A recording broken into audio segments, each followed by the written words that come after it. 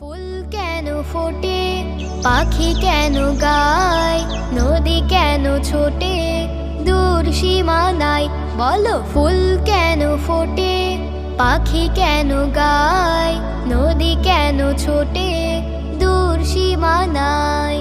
পাতা কেন দোলে, মন কেন ভোলে, পাতা কেন দোলে, মন কেন ভোলে, কেন এত রং দূর নীলিমায়? বলো, ফুল কেন ফোটে, পাখি কেন গায়, নদী কেন ছোটে দূর সীমানায়?